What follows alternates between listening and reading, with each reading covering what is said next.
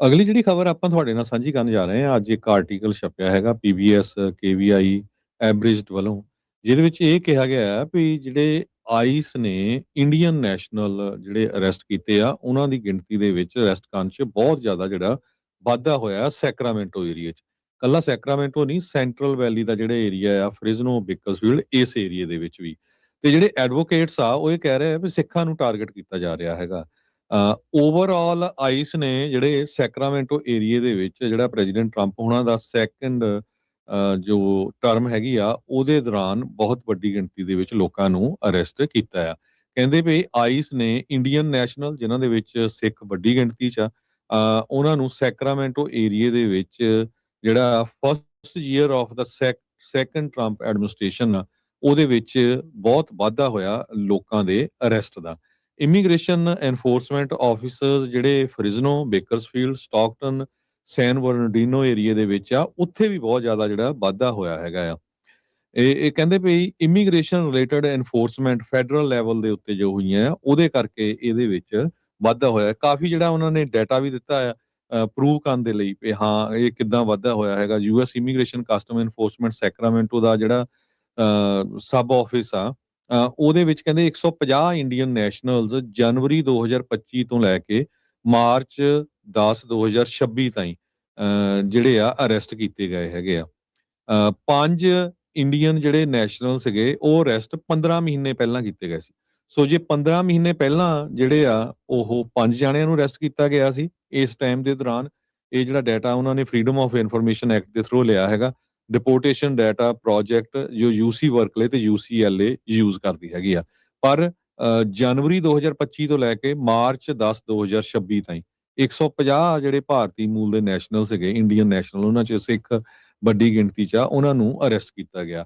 ਇਹ ਆਲਮੋਸਟ ਜਿਹੜੇ 70 ਦਿਨ ਬਣਦੇ ਆ, 70 ਦਿਨਾਂ ਦੇ ਵਿੱਚ। ਆਈਸ ਦਾ ਜਿਹੜਾ ਸੈਕਰਾਮੈਂਟੋ ਆਫਿਸ ਆ, ਉਹ ਸੈਕਰਾਮੈਂਟੋ ਦਾ ਪੂਰਾ ਜਿਹੜਾ ਮੈਟਰੋ ਏਰੀਆ ਆ, ਉਹਨੂੰ ਕਵਰ ਕਰਦਾ। ਇਹਦੇ ਵਿੱਚ ਸਲਾਨੋ ਕਾਉਂਟੀ ਵੀ ਆ ਜਾਂਦੀ ਆ ਤੇ ਕੁਛ ਕੁ ਜਿਹੜੀਆਂ ਕਾਉਂਟੀਜ਼ ਨਾਰਥ ਆਫ ਸੈਕਰਾਮੈਂਟੋ ਆ, ਉਹ ਵੀ ਆ ਜਾਂਦੀਆਂ ਆ।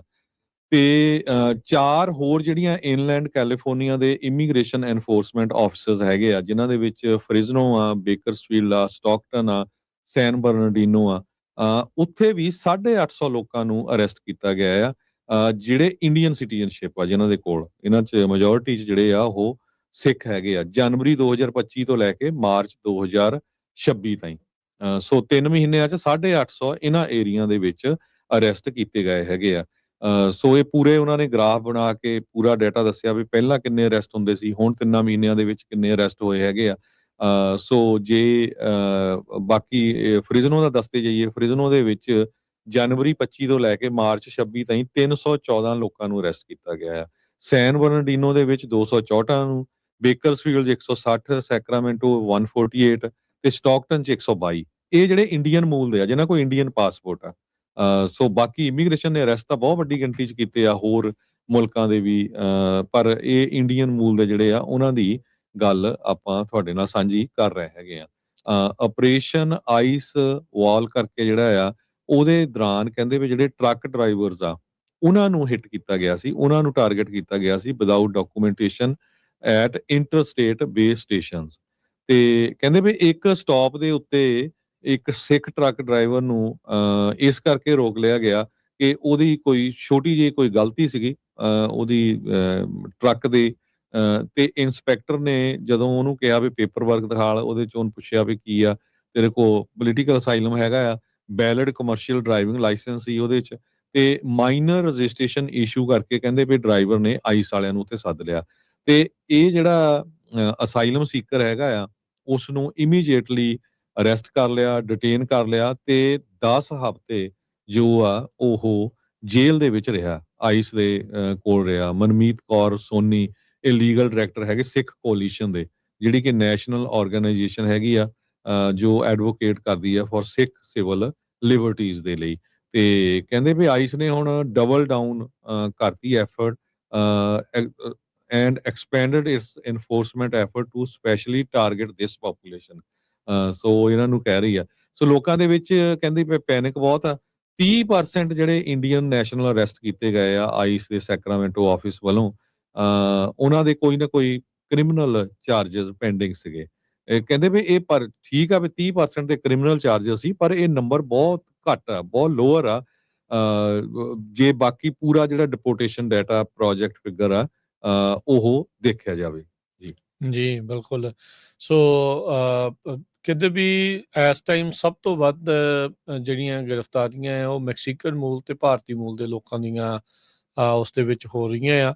ਇਸੇ ਤਰੀਕੇ ਨਾਲ ਗਵਾਟਾਮਾਲਾ, ਅਲ ਸਲਵਾਡੋਰ, ਰਸ਼ੀਅਨ, ਅਫਗਾਨਿਸਤਾਨ ਤੇ ਨਿਕਾਰਾਗੁਆ, ਇਹ ਮੁਲਕਾਂ ਦੇ ਲੋਕਾਂ ਦੇ ਉੱਤੇ ਜਿਹੜੀਆਂ ਹੋ ਰਹੀਆਂ। ਇਹ ਜਿਹੜਾ ਡਾਟਾ ਆ, ਇਹ ਜਿਹੜੀ ਖਬਰ ਆ, ਇਹ ਸਿਰਫ ਸੈਕਰਾਮੈਂਟੋ ਦੇ ਸਬ ਆਫਿਸ ਦੇ ਆਧਾਰ ਦੇ ਉੱਤੇ ਇਹਨਾਂ ਨੇ ਜਿਹੜੀ ਉਹ ਪੇਸ਼ ਕੀਤੀ ਹੈਗੀ ਆ। ਹਾਂਜੀ, ਇੱਕ ਆਫਿਸ ਦੇ ਆ, ਪਰ ਉਹਨਾਂ ਨੇ ਵਿੱਚ ਨਾਲ ਜਿਹੜਾ ਡੈਪੂਟੇਸ਼ਨ ਡਾਟਾ ਪ੍ਰੋਜੈਕਟ ਆ ਉਸ ਦੇ ਵਿੱਚ ਹੋਰ ਜਿਹੜੇ ਆਫਿਸਿਸ ਆ ਉਹਨਾਂ ਦੇ ਵਿੱਚ ਵੀ ਜਿਹੜਾ ਉਹ ਦੱਸਿਆ, ਕਿਉਂਕਿ ਇੱਕ ਜਿਹੇ ਜਿਹੜੇ ਆਫਿਸ ਦੇ ਵਿੱਚ ਬਹੁਤ ਸਾਰੀਆਂ ਜਿਹੜੀਆਂ ਕਾਉਂਟੀਜ਼ ਆ ਉਹ ਆ ਜਾਂਦੀਆਂ, ਉੱਥੋਂ ਦੇ ਲੋਕ ਜਿਹੜੇ ਆਉਂਦੇ ਆ। ਉਹਨਾਂ ਨੇ ਦੱਸਿਆ ਵੀ ਅਸੀਂ ਇਹ ਡਾਟਾ ਇਕੱਠਾ ਜਿਹੜਾ ਉਹ ਕਿੱਦਾਂ ਜਿਹੜਾ ਉਹ ਕੀਤਾ, ਕਹਿੰਦੇ ਵੀ ਇਹ ਕਲੈਕਟ ਕਰਦਾ ਤੇ ਅਨੋਨਮਾਈਜ਼ ਕਰਕੇ ਡਾਟਾ ਜਿਹੜਾ ਉਹ ਪੇਸ਼ ਕੀਤਾ ਜਾਂਦਾ ਆ, ਕਿੱਥੇ ਅਰੈਸਟ ਹੋਏ ਆ। ਫਿਰ ਕਹਿੰਦੇ ਵੀ ਅਸੀਂ ਉਹਨਾਂ ਨੂੰ ਕੰਪੇਅਰ ਜਿਹੜਾ ਉਹ ਕਰਕੇ ਲੈਂਡਮਾਰਕਸ ਜਿਹੜੇ ਲਿਸਟ ਕੀਤੇ ਆ ਉੱਥੋਂ ਫਿਰ ਜਿਹੜਾ ਉਹ ਕਨਫਰਮ ਕੀਤਾ ਆ ਵੀ ਇਹ ਜਿਹੜੀਆਂ ਅਰੈਸਟ ਆ ਉਹ ਕਿੱਥੇ ਜਿਹੜੀਆਂ ਉਹ ਹੋਈਆਂ ਤੇ ਉਹਨਾਂ ਨੂੰ ਕਿਹੜੀ ਹੋਲਡਿੰਗ ਫੈਸਿਲਿਟੀ ਦੇ ਵਿੱਚ ਰੱਖਿਆ ਗਿਆ ਜਿਹੜਾ ਉਹ ਹੋ ਸਕਦਾ ਆ। ਸੋ ਇਹ ਜਿਹੜੀ ਮੈਥਡੋਲੋਜੀ ਡੈਪੂਟੇਸ਼ਨ ਡਾਟਾ ਪ੍ਰੋਜੈਕਟ ਵਾਲੇ ਜਿਹੜੇ ਉਹ ਵਰਤ ਰਹੇ ਹੈਗੇ ਆ।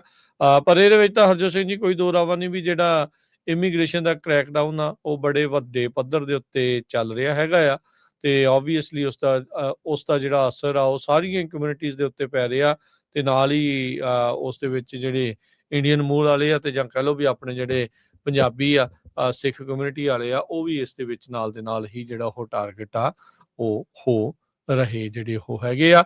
ਲੋਕ ਕ੍ਰਿਮੀਨਲ ਹਿਸਟਰੀ ਹੋਣ ਦੇ ਬਾਵਜੂਦ ਵੀ ਕਹਿੰਦੇ ਵੀ ਇਹਨਾਂ ਦੇ ਉੱਤੇ ਜਿਹੜੀ ਗਾਜ ਆ ਉਸ ਨੂੰ ਉਹ ਡਿੱਗ ਰਹੀ ਹੈਗੀ ਆ, ਕਿਉਂਕਿ ਹੁਣ ਇਹਨਾਂ ਨੇ ਇਹੀ ਜਿਹੜੀ ਚੀਜ਼ ਆ ਉਹ ਮੁੱਖ ਤੌਰ ਦੇ ਉੱਤੇ ਕਰ ਦਿੱਤੀ ਵੀ ਜੇ ਤੁਸੀਂ ਆ ਕੇ ਬਾਰਡਰ ਟੱਪ ਕੇ ਆਏ ਆ ਤਾਂ ਅਸਾਈਲਮ ਦੇ ਸੀਕਰ ਆ ਤਾਂ ਤੁਸੀਂ ਕ੍ਰਿਮੀਨਲ ਹੀ ਜਿਹੜੇ ਉਹ ਹੈਗੇ ਆ, ਇਰਰਿਸਪੈਕਟਿਵ ਤੁਸੀਂ ਜਿਹੜਾ ਉਹ ਕਿਹੜਾ ਕੰਮ ਕਰ ਰਹੇ ਹੈਗੇ ਆ। ਨੋ ਡਾਊਟ ਅਜਿਹੇ ਇਹ ਲੋਕਾਂ ਦੇ ਕਰਕੇ ਜਿਹੜੇ ਠੀਕ ਵੀ ਚੱਲ ਰਹੇ ਹੁੰਦੇ ਉਹਨਾਂ ਨੂੰ ਵੀ ਬੜਾ ਮੁਸ਼ਕਿਲਾਂ ਦਾ ਜਿਹੜਾ ਉਹ ਸਾਹਮਣਾ ਇਸ ਦੇ ਵਿੱਚ ਕਰਨਾ ਜਿਹੜਾ ਉਹ ਪੈਂਦਾ ਆ।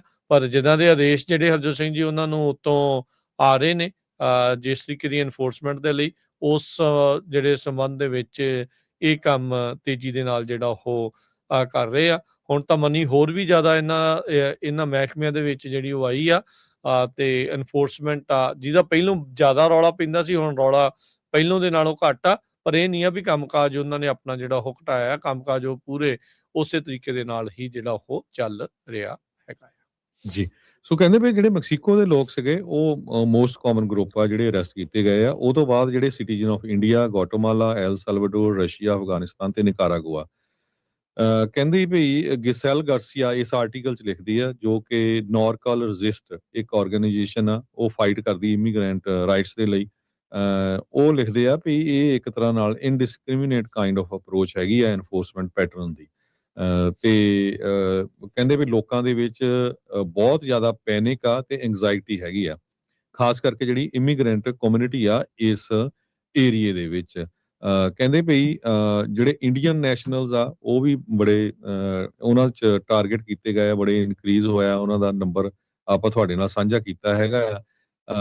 ਤੇ ਉਹਨਾਂ ਨੇ ਕਿਹਾ ਵੀ ਇਹ ਸਾਨੂੰ ਇਸ ਗੱਲ ਤੋਂ ਪਤਾ ਲੱਗਦਾ ਬਹੁਤ ਸਾਰਾ ਜਿਹੜਾ ਮਟੀਰੀਅਲ ਆ ਉਹ ਪੰਜਾਬੀ ਦੇ ਵਿੱਚ ਟਰਾਂਸਲੇਟ ਕੀਤਾ ਗਿਆ ਹੈਗਾ ਆ, ਐਜੂਕੇਸ਼ਨਲ ਮਟੀਰੀਅਲ। ਗਾਰਸੀਆ ਜੋ ਕਿ ਵਲੰਟੀਅਰ ਆ ਇਸ ਆਰਗੇਨਾਈਜੇਸ਼ਨ ਦੀ, ਉਹ ਕਹਿੰਦੀ ਮੈਂ ਖੁਦ ਵਿਟਨੈਸ ਕੀਤੇ ਜਿਹੜੇ ਇੰਡੀਅਨ ਨੈਸ਼ਨਲ ਮੈਜੋਰਟੀ ਜਿਹੜੇ ਪੰਜਾਬੀ ਆ ਜਿਹੜੇ ਸਾਊਥ ਏਸ਼ੀਅਨ ਆ, ਉਹਨਾਂ ਨੂੰ ਉਹ ਜਦੋਂ ਇਮੀਗ੍ਰੇਸ਼ਨ ਅਪਾਇੰਟਮੈਂਟ ਡੇਟ ਤੇ ਪਹੁੰਚਦੇ ਆ ਡਾਊਨਟਾਊਨ ਸੈਕਰਾਮੈਂਟੋ ਦੀ ਜਿਹੜੀ ਫੈਡਰਲ ਬਿਲਡਿੰਗ ਆ ਉੱਥੇ ਉਹਨਾਂ ਨੂੰ ਅਰੈਸਟ ਕਰ ਲਿਆ ਜਾਂਦਾ ਆ। ਕਹਿੰਦੇ ਵੀ ਸ਼ੁਰੂਆਤ ਦੇ ਵਿੱਚ ਤਾਂ ਬਹੁਤ ਸਾਰੇ ਲੋਕ ਇਹ ਕਹਿੰਦੇ ਸੀ ਵੀ ਚਲੇ ਜਾਓ ਕੋਈ ਫਰਕ ਨਹੀਂ ਪੈਂਦਾ ਹੈਗਾ ਤੇ ਵੀ ਮੈਂ ਤਾਂ ਠੀਕ ਹੀ ਰਹਿਣਾ ਹੈਗਾ ਆ, ਉਹ ਸਾਡੇ ਪਿੱਛੇ ਨਹੀਂ ਆ ਰਹੇ, ਉਹ ਲਤੀਨੋਜ਼ ਦੇ ਪਿੱਛੇ ਜਾ ਰਹੇ ਆ। ਪਰ ਹੁਣ ਕਹਿੰਦੇ ਵੀ ਤੁਹਾਡੇ ਸਾਹਮਣੇ ਜਿਹੜੀ ਆ ਉਹ ਰਿਐਲਿਟੀ ਆ ਰਹੀ ਆ। Now this new reality is reaching the community more. So ਇਹ ਕਾਫੀ ਵੱਡਾ ਜਿਹੜਾ ਆਰਟੀਕਲ ਆ ਇਹ ਛਾਪਿਆ, ਆਪਾਂ ਸ਼ੇਅਰ ਵੀ ਕਰ ਦਾਂਗੇ ਫੇਸਬੁੱਕ ਜਾਂ YouTube ਦੇ ਉੱਤੇ ਤਾਂ ਕਿ ਤੁਸੀਂ ਇਸ ਨੂੰ ਪੜ੍ਹ ਸਕੋ। ਜੀ ਬਿਲਕੁਲ। ਸੋ ਇਹ ਸਿਚੁਏਸ਼ਨ ਜਿਹੜੀ ਇਸ ਮੌਕੇ ਜਿਹੜੀ ਹਰਜੋਤ ਸਿੰਘ ਜੀ ਚੱਲ ਰਹੀ ਆ।